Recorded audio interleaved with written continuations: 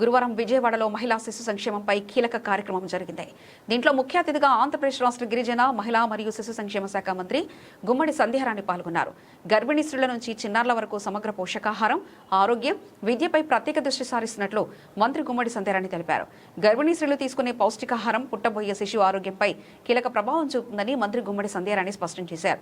గర్భధారణ సమయంలో సరైన ఆహారం తీసుకోవడం ద్వారా ఆరోగ్యకరమైన శిశువు జన్మిస్తుందని అవగాహన కల్పిస్తున్నారని తెలిపారు. ఈ కార్యక్రమానికి సమర్థవంతంగా అమలు చేస్తున్నామని మంత్రి గుమ్మడి సంధ్యారాణి వెల్లడించారు.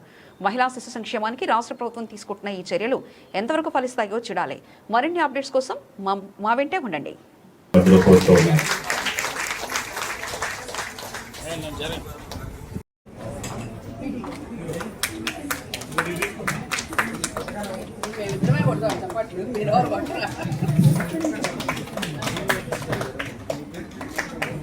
చక్కని ప్రారంభాన్ని మనందరూ హర్షదారుల మధ్యలో ఈ ప్రారంభోత్సవాన్ని స్వాగతించాల్సిందిగా మేము అందరం కోరుతూ ఉన్నాం. మన మధ్యలో ఉన్న పోషణ అభియాన్ని చేసిన శ్రీదేవి గారిని కూడా వేదిక మీదకి రావాల్సిందిగా ఆహ్వానిస్తూ ఉన్నాం.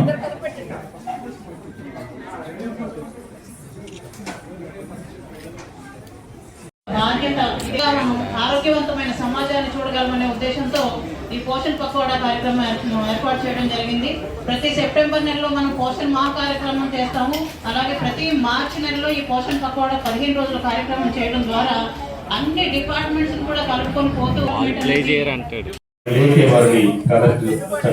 కూడా ఉంది. సమయం లేకపోవడం వల్ల మరి పోస్ట్పోన్ చేయడం జరిగింది. దయచేసి సహకరించాల్సిన కోరుతూ చేసిన చిన్నారులకు ప్రదర్శన ఇవ్వడానికి వచ్చిన చిన్నారులకు వాళ్ళ తల్లిదండ్రులు కూడా ప్రత్యేకంగా ధన్యవాదాలు తెలియజేస్తున్నాం. Bharatiya school of fine arts Vijayawada Padmashri Hemanth గారి శిశు బృందం. థ్యాంక్ యూ సో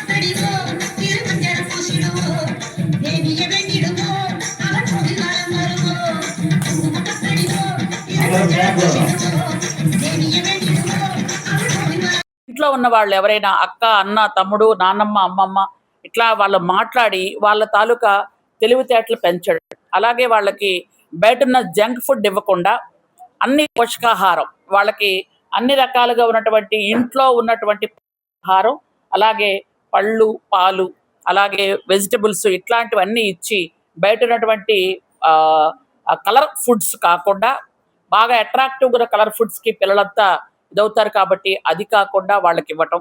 అలాగే 3 నుంచి 6 వచ్చేటప్పటికి అంగన్వాడీ సెంటర్స్లో జాయిన్ చేసిన తర్వాత అంగన్వాడీ సెంటర్స్లో వాళ్ళకి ప్రభుత్వం గౌరవ ముఖ్యమంత్రి నారా చంద్రబాబు నాయుడు గారు పూర్తి స్థాయిలో వాళ్ళని అన్ని రకాలుగా సంరక్షణగా చూడాలని మాకు బాధ్యత అప్పచెప్పారు.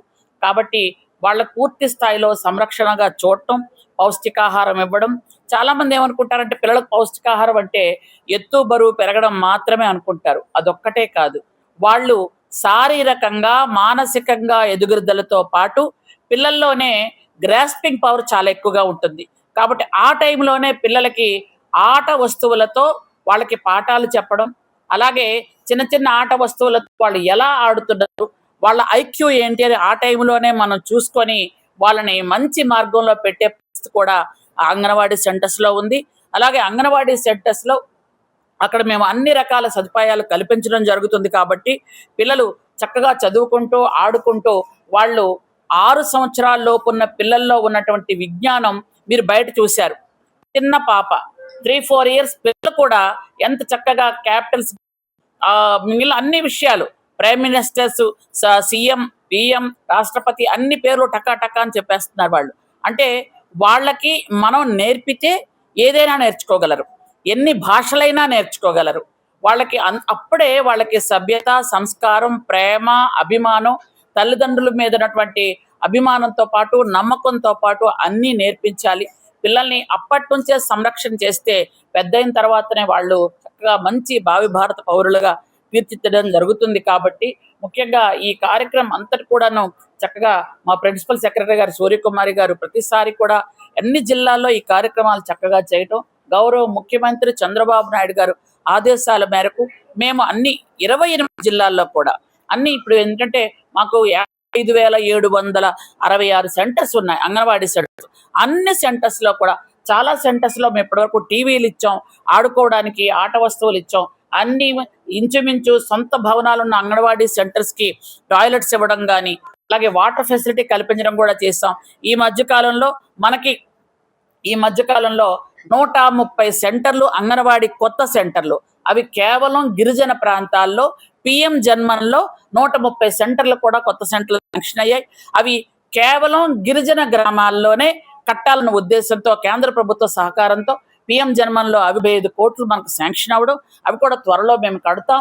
ఎందుకంటే గిరిజన పోషణ్ పక్వాడా అంటే ఈ 9వ తేదీ నుండి 23వ తేదీ వరకు మనం ఇది వార్షికోత్సవం జరుపుకోవడం జరుగుతుంది. ముఖ్యంగా ఇది గర్భిణీ స్త్రీల నుంచి, కడుపులో పెరుగుతున్న బిడ్డల నుంచి 6 సంవత్సరాలు వరకు బిడ్డలకి అందుతున్నటువంటి పోషకాహారం మీద, వాళ్ళ తాలూకా చదువు మీద, వాళ్ళ తెలివితేటల మీద, వీటన్నిటి మీద కూడా సంపూర్ణంగా బిడ్డ నుంచి, తల్లి నుంచి బిడ్డకు, బిడ్డ నుంచి 6 ఏళ్ల బిడ్డ వరకు అంత రక్షణ కల్పించాలన్న ఉద్దేశంతో చేస్తున్నటువంటి కార్యక్రమం ఇది. ముఖ్యంగా గర్భిణీ స్త్రీలు తను గర్భవతిగా ఉండేటప్పుడు తీసుకున్నటువంటి పౌష్టికాహారం ద్వారా కడుపులో ఉన్న బిడ్డ ఎంత ఆరోగ్యంగా పెరుగుతుందో ఒక మంచి కార్యక్రమం.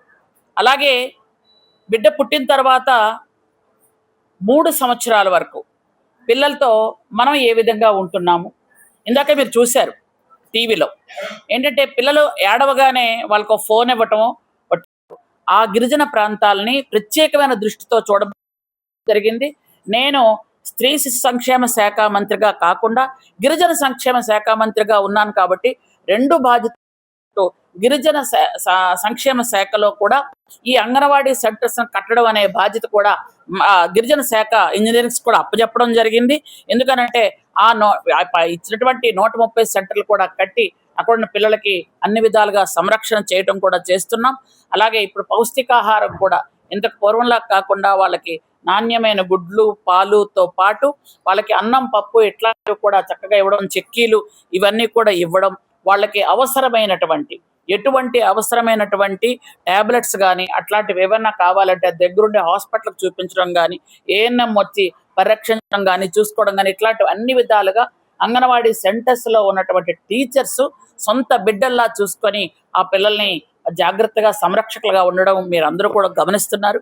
కాబట్టి ఈ పోషణ్ పక్వాడా ఈ కార్యక్రమాలు ఏమిటి అంటే, ఇంకా ఎక్కడైనా పౌష్టిక లోపంతో ఎక్కడైనా ఉండిపోతున్నారా, ఇంకా పిల్లలు బరువు తగ్గి ఉన్నారా, ఇలాంటి సమయంలో చూసుకొని వాళ్ళని తగిన జాగ్రత్తలు చేసి పూర్తి సంపూర్ణ ఆరోగ్యవంతులుగా తీర్చిదిద్దుతూ వాళ్ళకి విద్యను కూడా అందించడమే మా తాలూకా ప్రధాన లక్ష్యం అని మీకు తెలియజేస్తున్నాను. Thank you. ఇంకేమన్నా